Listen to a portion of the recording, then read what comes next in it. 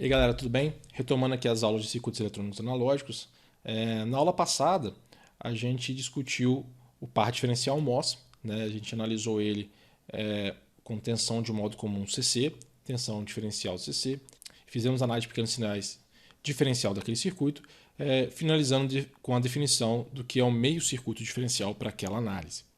Hoje nós vamos fazer a mesma coisa agora com o TBJ. E obviamente a gente pode acelerar um pouquinho a nossa aula, beleza? Não vai ser tão extensa quanto a anterior. Então, o par diferencial que a gente tem aqui é o mesmo. Eu ainda estou considerando a fonte de corrente ideal, né?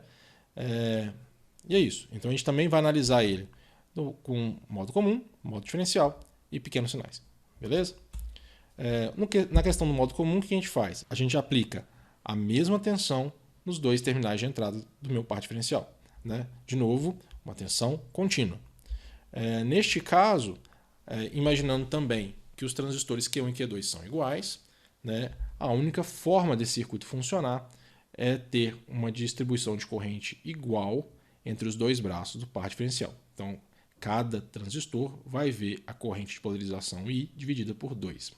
Além disso, né, como a gente usa a simplificação dos MOSFETs considerando a tensão de base emissor igual a 0,7, significa que a tensão de emissor dos meus transistores ela tem que ser igual a VCM menos 0,7. Beleza? Porque, de novo, para quem não enxerga, aqui vale 0,7 volts, aqui também as tensões são todas iguais, se lá vi. Beleza? Joia. Assim como a gente discutiu com o MOSFET, no caso do TBJ não é diferente. A tensão VCM em si não importa. As correntes vão continuar sendo distribuídas igualmente entre os braços, mesmo que a tensão VCM mude. Só que isso tem limites, e os limites são aqueles que fazem com que os meus transistores, Q1, Q2 e a minha fonte de corrente saiam das suas regiões lineares. Beleza?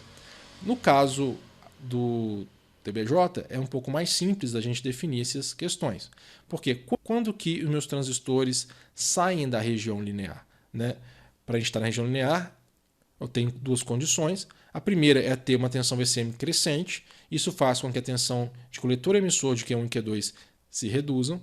E aí, no momento onde a tensão VCE for igual a 0,2, ou a tensão de base coletor, que também é a mesma coisa, for igual a 0,5, né? No momento onde o meu transistor passa da região ativa para a região de saturação, né? Eu vou ter a despolarização dos meus transistores, né? Eu posso equacionar esse circuito como eu fiz lá no MOSFET e eu vou encontrar uma tensão de modo comum máxima igual a meio, né? Que é a tensão de base coletor, mais a tensão de alimentação, menos a queda de tensão no resistor RC. Beleza? Esse é o meu valor máximo.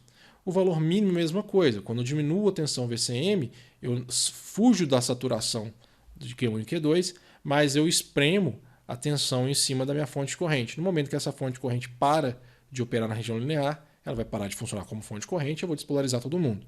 Né? Neste caso, a tensão sobre a fonte de corrente é VCM menos 0,7 mais VE, e se eu manipular a expressão, eu vou encontrar uma tensão VCM mínimo, que é igual à tensão mínima para a fonte de corrente funcionar na região linear, mais 0,7, menos a tensão VE, que é a tensão de alimentação negativa. Beleza? Então, mesma coisa. Então, recapitulando, a minha tensão de modo comum pode variar livremente, desde que ela esteja abaixo desses limites que a gente definiu, e aí meu circuito funciona da mesma forma para essa região linear, que é a corrente de polarização é igualmente distribuída entre os dois braços. Eu vou ter uma tensão diferencial de saída que tem um valor médio zero, né? E é basicamente isso. Se eu aplicar agora uma tensão diferencial no meu par diferencial, né, eu também vou ter uma condição onde agora as correntes não vão ser mais iguais, e se eu exagerar no valor dessa tensão, eu vou fazer com que o meu par diferencial sature. A questão aqui, que é bem diferente do MOSFET, é que agora a minha tensão de base emissor ela aceita valores pequenos. Né? Eu não posso, óbvio, para analisar esse circuito, considerar a tensão de base emissor igual a 0,7. Eu vou ter que considerar a característica mais realista, né, dessa base emissor, que é que define a corrente coletora em função da tensão de base emissora. E isso a gente sabe que tem uma característica mais exponencial, né? A gente assume que isso aqui é próximo de 0,7, mas isso varia de transistor para transistor, né? Fazer a matemática aqui de quais são os limites não é tão simples, né? Mas o que interessa a gente ver é o seguinte: como pequenas variações de tensão a partir do momento que ela começa a conduzir produzem uma variação de corrente muito elevada, pequenas tensões diferenciais aqui podem fazer com que toda a corrente de polarização seja deslocada para um dos dois transistores. Se a gente for olhar esse gráfico aqui, que é muito similar ao gráfico do MOSFET, de novo, o eixo Y está normalizado pela corrente de polarização e o eixo X tem uma tensão diferencial de entrada normalizada pela tensão térmica dos transistores, né, que é em torno de 25 mV para a temperatura ambiente. A gente vê o seguinte: o ponto médio, que é o ponto onde eu tenho uma tensão diferencial nula, está aqui, e a minha região de saturação está aqui, mais ou menos aqui, se vocês permitem, né? Percebam que eu estou falando aqui nessa definição que o Cedra fez de um limite que está em torno de 4 tensões térmicas. 4 tensões térmicas são 100 mV. Então, uma pequena tensão já faz com que o meu circuito sature, né? E isso é uma condição que no caso dos MOSFETs pode ser bem diferente, porque eu tenho, lá o limite está em relação à minha tensão limiar, que pode atingir valores de alguns volts, né? Então, com isso, eu tenho que o meu par diferencial com TBJ ele é muito mais sensível a tensões diferenciais que, no caso, o par diferencial com MOSFET. E, óbvio, de novo, pensando no MOSFET de uma forma mais ampla, que pode ter tensões limiares mais altas, mas também pode ter tensões limiares muito baixas, né? Mas, de uma forma geral, o par diferencial com TBJ ele é muito sensível. Então, se eu tiver uma tensão diferencial, por menor que seja, eu já posso levar esse circuito próximo da saturação, né? Então, não é uma situação que a gente queira operar, a menos que a gente tenha uma realimentação para regular isso para a gente. Mas de malha aberta, não é uma boa ideia. Então, de novo, o modo diferencial para correntes contínuas, né, para polarização, não é muito interessante. Uma coisa, agora sim, muito interessante é que se eu usar uma resistência de degeneração no meu par diferencial com TBJ, eu posso expandir muito a região linear para o modo diferencial. Por quê? Porque agora as minhas tensões de entrada elas não estão impostas simplesmente sobre as tensões VBE dos meus dois transistores. Elas estão impostas também sobre essas resistências de degeneração. Dependendo do valor dessa resistência, pode ser que eu precise de muita tensão para fazer com que meus transistores saiam da região linear. E isso que o meu gráfico aqui está mostrando, né? Se vocês verem, esse é uma curva, né, para quando eu não tenho resistência de degeneração, né? Então a gente vem naquela situação onde pequenas variações da minha tensão de entrada já fazem meu circuito saturar. Agora, quando eu vou aumentando a minha resistência, né, aqui tem uma escala que não vem muito ao caso, o que acontece é que para eu atingir a saturação agora, eu já preciso de uma tensão de entrada muito maior. Então, percebam aqui, ó, pegando essa curva aqui, só para destacar ela. Não ficou muito bonito não, mas tudo bem. A minha saturação acontece agora aqui, ó, né? Que já é 4 vezes maior do que a minha condição sem resistência de degeneração. E se eu aumentar ainda mais a minha resistência de emissor, isso faz com que a minha região linear aumente, né? Então, isso faz com que eu possa aceitar tensões diferenciais maiores sem sair da minha região linear, né? O que pode ser interessante, mas ao mesmo tempo, como a gente sabe, né, isso também vai afetar o ganho do meu estágio, porque uma resistência de degeneração reduz o ganho, né? Mas é só um ponto de vista interessante, porque a resistência de degeneração aqui traz vantagens também, né, para o meu circuito, apesar da redução de ganho. Como a gente já sabe, né, lá de trás, resistência de degeneração ajuda um pouco o equilíbrio térmico, e a gente consegue ver aqui que ela lineariza o meu estágio de entrada, reduz distorções, né? Tem uma série de questões que podem ser discutidas aqui, né? Mas é interessante a gente saber disso. Agora, de novo, o que me interessa aqui do ponto de vista de operação é eu ter uma tensão de modo comum, né? e que essa tensão de modo comum não faça com que o meu circuito saia das minhas regiões lineares. Eu não estou considerando uma tensão diferencial, né? De novo, eu só consigo enxergar uma situação onde você possa ter uma tensão diferencial de polarização quando você tem uma malha fechada, porque a malha fechada regula e você não vai sair da situação linear de forma alguma, né? Então, numa situação genérica, eu tenho uma tensão de modo comum sendo aplicada no meu circuito e eu tenho uma pequena perturbação diferencial, e lembrando sempre que a amplitude dessa perturbação não pode ser muito grande porque meu circuito satura muito fácil, né? Que é a mesma coisa que a gente discutiu para o MOSFET, né? Então, neste caso, o que eu tenho? Eu posso desenhar esse circuito em pequenos sinais, que vai dar mais ou menos isso aqui. De novo, né? Eu estou pensando num circuito equilibrado, então eu tenho uma tensão, metade da tensão de entrada diferencial aqui, mais VD sobre 2, e metade da tensão diferencial de entrada aqui, menos VD sobre 2. Se os dois transistores são iguais, as duas correntes de polarização são iguais, né, nos meus transistores, RE1 é igual a RE2, então eu posso assumir que existe de novo um terra virtual aqui nas minhas tensões de emissor. Perfeito? Eu posso calcular meus parâmetros dos meus transistores dessa forma. Aqui tem os parâmetros do modelo Pi, né? Mas é facilmente convertido para o modelo T. O que a gente pode fazer aqui, por exemplo, é calcular o ganho de cada um desses estágios, né? Então, a gente pode ver que a corrente IE1, né? Vou usar o terra virtual para facilitar a vida de novo. A corrente IE1 aqui, ela vai ser VD sobre 2 dividido por RE1. Né? A corrente IE2, que é essa aqui, IE2 é igual a menos VD sobre 2 dividido por RE2, né? Que é, lembrando de novo, RE1 e RE2 são iguais. Isso vai fazer com que a minha tensão de saída VO1 seja igual a menos alfa IE1 RC. Então, RC sobre 2RE1 vezes V e D, e o VO2 a mesma coisa, menos alfa IE2, então no caso aqui vai dar mais, vezes RC, então RC sobre 2 RE2 vezes V e D, e, se me permite escrever aqui em cima, a tensão VO, né, que é tirada da diferença, né, vai ser simplesmente alfa RC sobre RE vezes VD. Então, o meu ganho diferencial é basicamente isso aqui. Beleza? Podemos também calcular a resistência de entrada.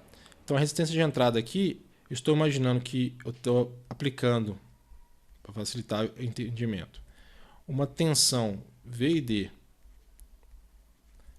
dessa forma, e eu quero saber qual que é a corrente I que essa tensão VD está fornecendo, né? O interessante é que, se você imaginar um caminho, essa corrente I ela vem aqui, ela se combina com o alfa E1 e vira a corrente E1, aí ela vai circular por este caminho, vai subir aqui, combinar com o alfa E2 e sair.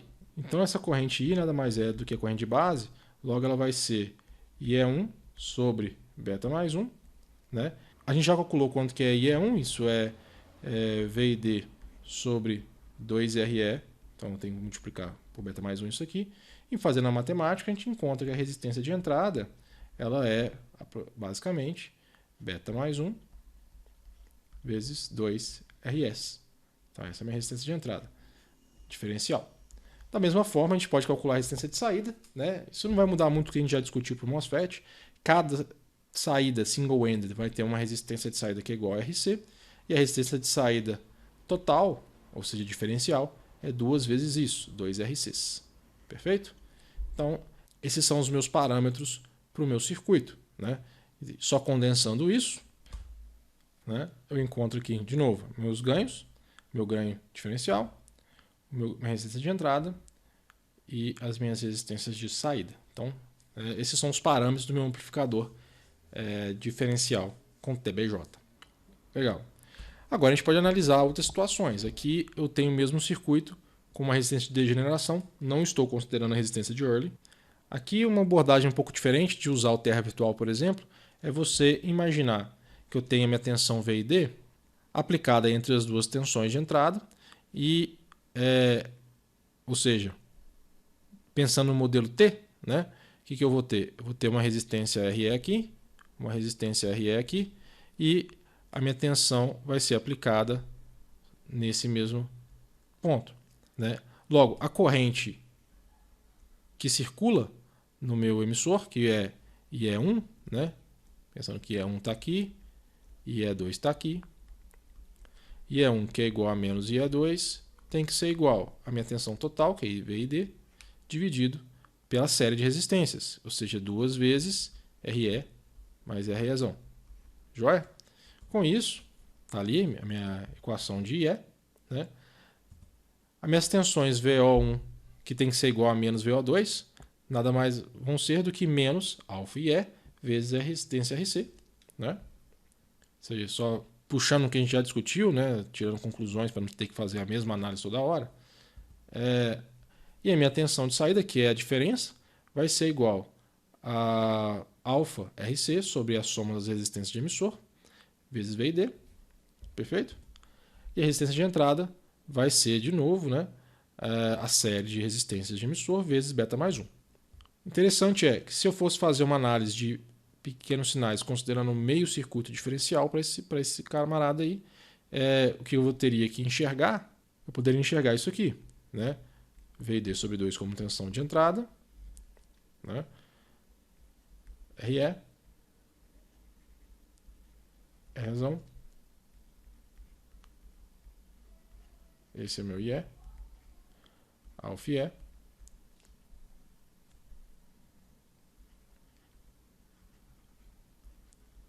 RC e menos VOD sobre 2. Percebam que esse E aqui, ele não é necessariamente a corrente do meu circuito, ele é simplesmente uma corrente para o meu circuito, meio circuito diferencial, beleza? Mas a equação desse circuito vai dar exatamente o que a gente achou, né? Menos VOD sobre 2 tem que ser igual a menos alfa vezes IE1, IE, que é V e D sobre 2 RE mais Rezão, vezes RC, né? Corto menos com menos, corto 2 com 2, VOD tem que ser exatamente igual a alfa RC sobre RE mais REzão, vezes V e D. Ou seja, o meu ciclo diferencial também vai chegar nas mesmas equações. Bom, aqui só redefinindo o meu ciclo diferencial, né, a gente vai prezar essa resistência de fonte aqui, né? Se eu tiver meu circuito equilibrado, a minha tensão no meu nó dos emissores é 0, né? Então posso de novo considerar o meu circuito diferencial, né? Que é basicamente dividir o meu braço em 2, o que permite que eu faça uma análise mais simplificada dos meus amplificadores. Isso não muda em relação ao que a gente já discutiu. Beleza? E aí eu posso, neste meio ciclo diferencial, considerar coisas mais complexas, como o efeito Early, analisar diferentes topologias de fonte corrente como carga desse circuito, que vou ter uma análise bem mais simplificada. Então é isso, gente. Então, com isso a gente encerra aqui a análise do par diferencial com TBJ. Na próxima aula, a gente vai trazer uma discussão sobre o que acontece quando a minha fonte de corrente que polariza o meu estágio ela não é ideal, né? A gente vai ver como que a resistência de saída dessa fonte pode ser tratada do ponto de vista de análise CC em análise de pequenos sinais, e a gente vai também discutir, daí para frente, como que o meu amplificador par diferencial se comporta quando eu tenho uma perturbação de modo comum. Perfeito? Então é isso, gente. Até a próxima aula. Um grande abraço. Tchau. Se você gostou desse vídeo, não deixe de conferir o nosso curso A Tecnologia por Trás dos Amplificadores de Potência, que está disponível lá no nosso site de forma gratuita. Tem toda essa série de vídeos, mais materiais complementares para vocês poderem estudar. Vai lá e dá uma conferida.